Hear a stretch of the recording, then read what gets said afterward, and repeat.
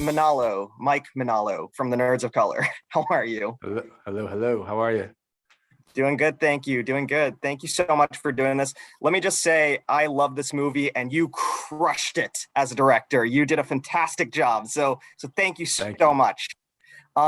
If I could say, because we're the Nerds of Color, and because I am an Asian American, I wanted to let you know that it means everything to me that you are one of two AAPI directors to put your perspective and your stamp on this franchise. So it means everything to me. But being that you're the latest director, do you think that means that the door will be open to more people of color adding their perspectives to this franchise? And what did it feel like for you to add your perspective on this legacy? That's an interesting question. I mean, I think in general, there's a lot of work still to be done to bring more, Asian American Pacific Islander kind of, this side of the world to the forefront of entertainment, like world entertainment. I think probably Asians are the most underrepresented out of any group. So I certainly hope so. I certainly hope that it inspires, more kids to get involved with it. I was the only one in my family really to pursue arts.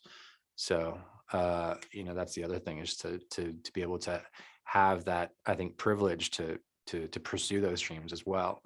What was the second part of your question?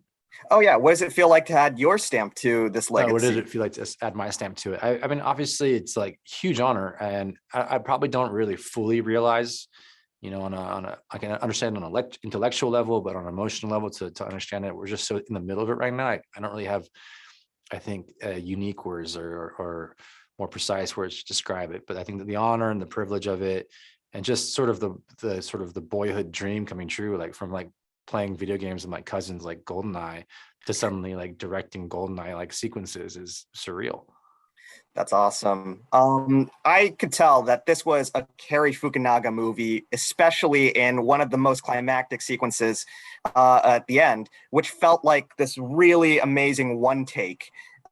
Just James kind of pursuing Safin and trying to get to the well, I don't want to spoil it, but it seemed like a one take sequence.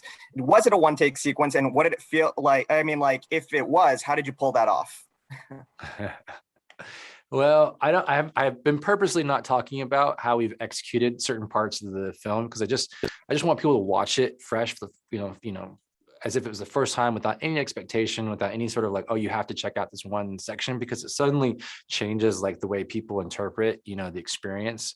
And I feel like my biggest job as a director is making sure that people's suspension of disbelief is uninterrupted. That's like all I do throughout the process: the writing, the directing, the editing, the VFX, all that kind of the sanding down the burrs until people are hopefully just leaned into it. And I think in terms of like how we handled action in this movie, it was trying to find that right balance between really tense, propulsive action with little teasing moments that allow you to breathe just long enough to catch your breath and keep going, and hopefully that works. Hopefully that ride is exactly what works towards the last part of the movie.